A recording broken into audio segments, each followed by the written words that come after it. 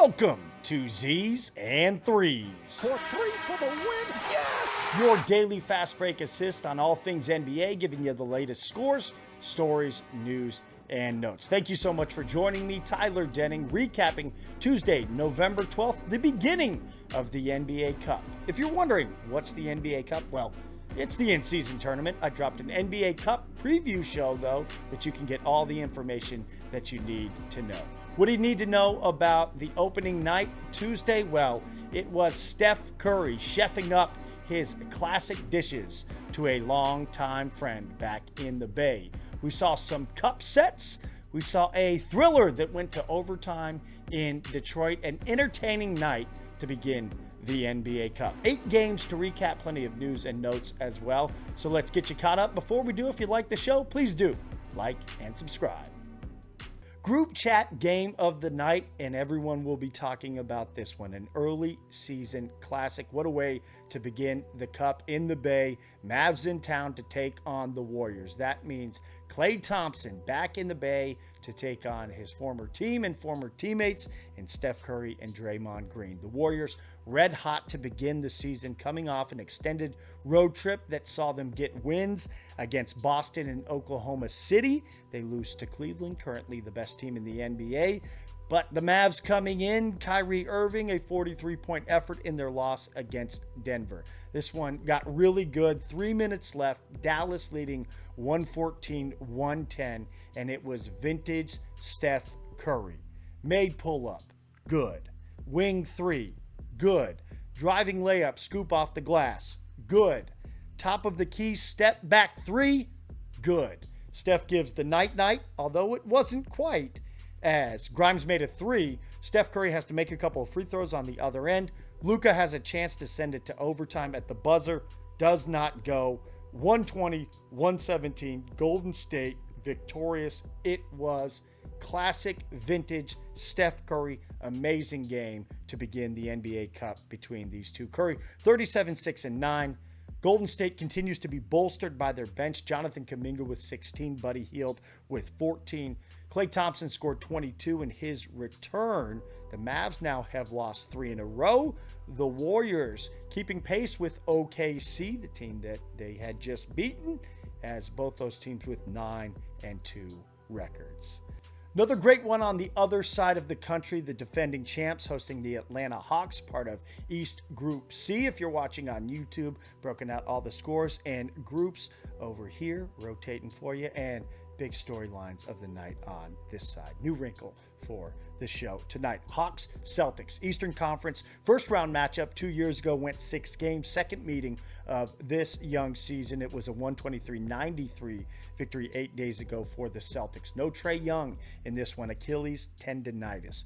Pick it up, Boston, a 1-point lead with 42 seconds left. They get a great look for Jason Tatum from the corner. Toilet bowls out. Gives Atlanta a chance to win the game with 12.7 seconds. Tatum, little quiet night by his MVP caliber standards. What he's been doing thus far this year, 5 for 16 with 20 points. Dyson Daniels, if you don't know the name. He's off to a phenomenal start this season. Has a miss. An offensive rebound put back by Kongwu puts Atlanta up 1. Daniels, his night, 28, 3, 7, and 6 steals. Like I said, get to know the name. 3 consecutive games of 6 or more steals. Okay, so 6.1 left for Boston. 5 seconds after Atlanta had a foul to give. Drew Holiday inbounding the ball, trying to find Jason Tatum, throws the ball away. Hawks immediately reciprocate, so Boston has a chance to inbound. Jalen Brown has a shot to win. Could not get it to go. It was a season high for Jalen Brown with 37. He needed 39. Season best for Derek White as well with 31. Jalen Johnson of the Hawks. Hawks got some young talent. 18, 10, 13, 3 steals, 1 block, triple-double on the night. Hawks pull the upset, 117-116. Boston now 9-3. Atlanta 5-7, but that firmly in the mix in the East. But for Atlanta, puts them atop Group C. East Group B had a thriller in the Motor City. Heat Pistons. This is a winnable group for the Detroit Pistons. Scary moment early on. Tim Hardaway Jr. had taken back-to-back contact, it looked like, to the face-head area. Hits his head on the court on the second one. Has to be wheeled off. To keep an eye on that. Hopefully Hardaway Jr. fine and good moving forward. He was one of 7 players in double figures for Detroit. They had a 10-point advantage, but a minute 22 left. Tyler Herro just catches absolute flame throwing hot. Cashes 3 consecutive threes. He had 10 made threes on the night. A 9-0 solo run for Herro to send the game to overtime, in which the Heat had been up 3 with under a minute left. Malik Beasley makes a 3 with 40.9 seconds left in the OT period. Miami then turns it over. Terry Rozier steps out of bounds. Pistons then couldn't do anything with the possession. Herro makes a banker to put his team up with 1.8 left. Detroit down 1 at this point. This is where it was beautiful. An alley-oop inbounds to the big man, Jalen Duren, puts them up. A technical foul on Miami afterwards. Coach Spo calling a timeout. Miami had none. He said afterward, quote, "I just made a serious mental error there. I feel horrible about it." Malik Beasley nails the tech free throw. Detroit prevails 123-121. They sit atop Group B. This is a winnable group. Well, they sat on top Group B until later. We'll get to the other game within that group. All the scores you can see over there. West B, the Suns off to a great start, taking on the Jazz in Utah.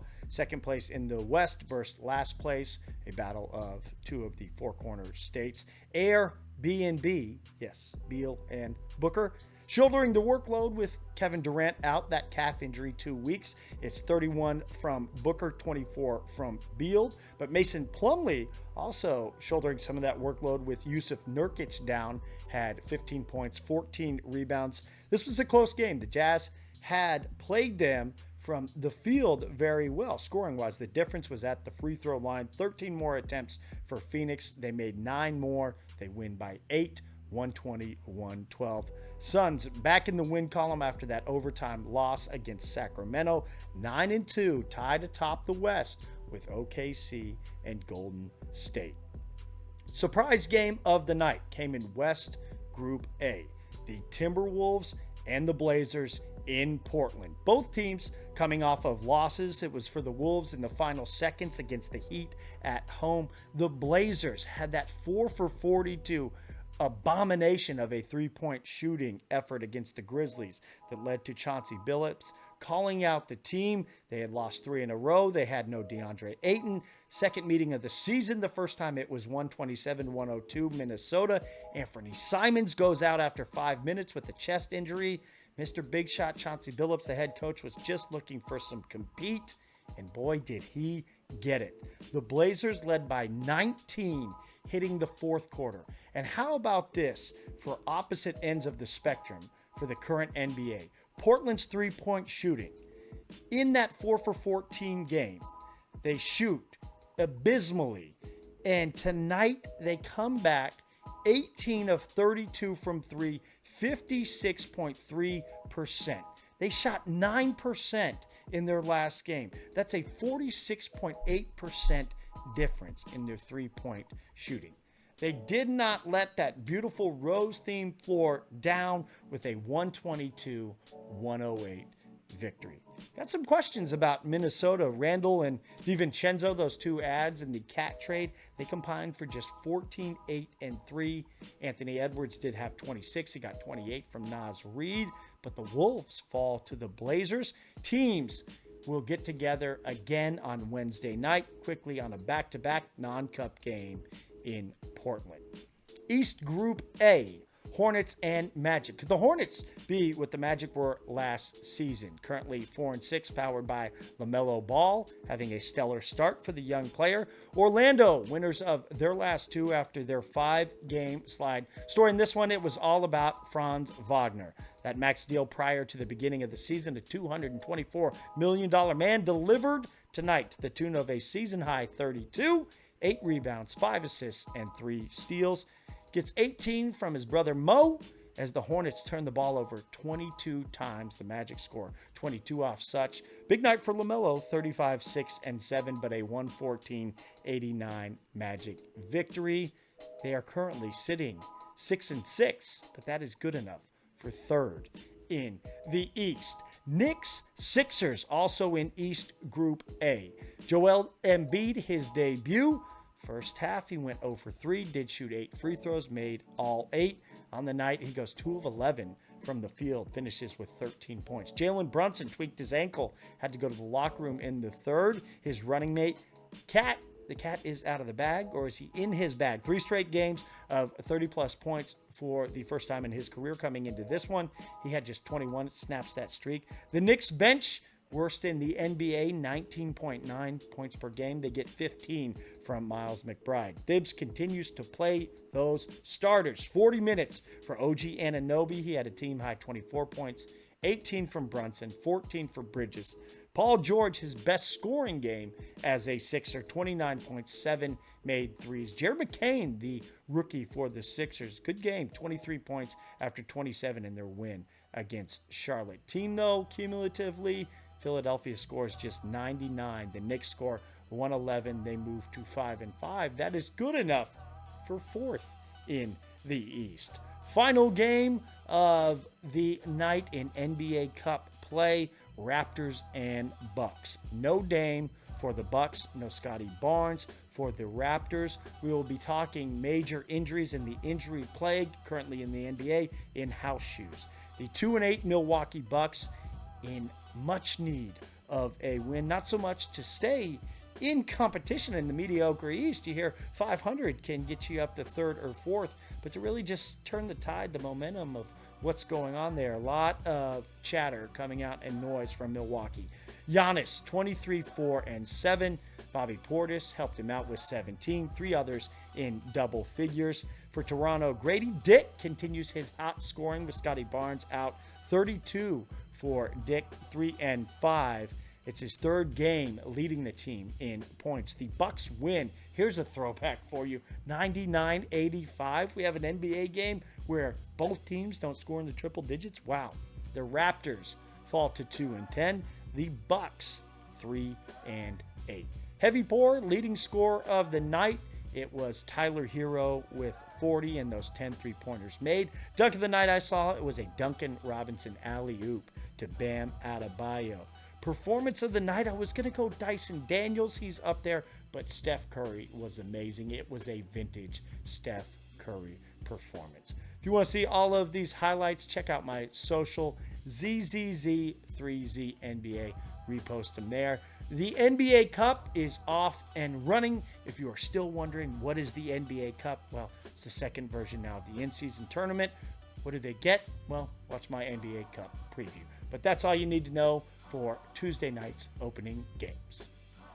Injuries and news across the league for the day. Well, the Pelicans dealt yet another injury blow. Their scrappy guard, Jose Alvarado, a hamstring injury that will keep him out 6 weeks. The Pelicans season has just been absolutely marred by injuries, whether it be Trey Murphy, who just came back, Zion Williamson, who has been out. It feels like the only person starting wise that has been in the lineup has been Brandon Ingram. DeJounte Murray out as well. We will talk about the injury plague in house shoes. For the Raptors, Emmanuel quickly an elbow issue will keep him out at least a week. One positive note, Anthony Davis, big man, MVP candidate based on how he's been playing, second leading scorer in the league. That eye injury he sustained, he has been cleared to play the Lakers' next game against the Grizzlies on Wednesday. Said he tried the rec specs out in practice. Coach Reddick said he looked good, but Anthony had gone with him once, said they're not for him. He'd lasted about 20 seconds. So that the injury updates for Tuesday. One news item, talking regional sports networks. Mentioned that and what's going on with the NBA in previous shows. But the largest right holder in terms of RSNs, Diamond Sports Group, whom we are now watching as the various FanDuel sports networks. Used to be Bally Sports, if you're still catching up. It went from red to blue. They broadcast 13 different teams across the association. They have said that on their streaming platform, starting early December, they will offer single games at the price of $6.99 per game.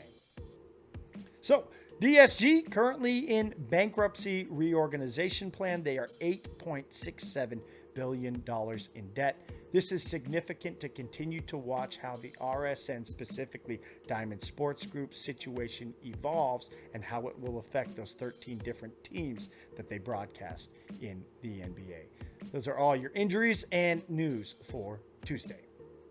House shoes for the night. And unfortunately, this isn't a positive one. It's kind of dreary, but it is the biggest storyline that we have seen in the season thus far. And that has been the plague of injuries, specifically to big name players.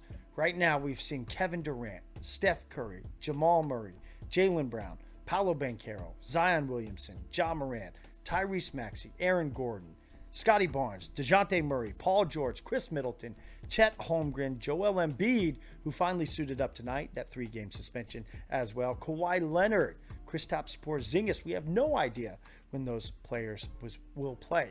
Is this indicative of a bigger problem? Are teams being more careful and players being more careful? We've talked about load management and trying to make sure that players are in the proper position to play come the playoff run. Is there a theme to these injuries? I know that the NBA and all the respective organizations are racking their brains trying to figure out how can we get these guys on the court. An interesting nugget from John Hollinger. The 2013-2014 season saw 74 players that played at least 80 games. Last season, only 29. 450 to 500 players suit up across an NBA season in 30 teams. So this is something to absolutely watch moving forward. I had talked about that 82-game schedule that the NBA has always played. Why do we maintain that schedule? Is there something to be taken coming off of that number? Saw from Chris Mullin, spoke of him earlier prior to the season that you played the 82 to keep your body in shape, and he had his thoughts on load management. We've seen the league implement a threshold to be eligible for all NBA awards that then have an effect on the amount of money that players can make. So this rash of injuries, I know sometimes it's just bad luck, but it will be something that the NBA continues to watch and we continue to talk about. That wraps up Tuesday night in the NBA. NBA Cup play has begun. The second version of the in-season tournament. If you need to know more, check out my NBA Cup preview video. It is still relevant. Take you through all the groups, rank which ones are the best, which are the worst, and my ideas as to how the NBA Cup could be even better. But night one did deliver a classic between Dallas and Golden State. Vintage Steph Curry. Some other great games as well. Thank you so much for sticking with me, Tyler Denning, Z's and Threes, to keep you up to speed on all things NBA. You sleep, I pee. Big night tomorrow night as well. Not NBA Cup games. The Cup nights are Tuesday night and Friday night, so that's why we have the special show. But plenty of action tomorrow. There is 11 games in the association, so we will be back to catch you up on those, all of the news as well. Hope you enjoyed the show. If you did, please do like and subscribe. We'll see you tomorrow. Peace.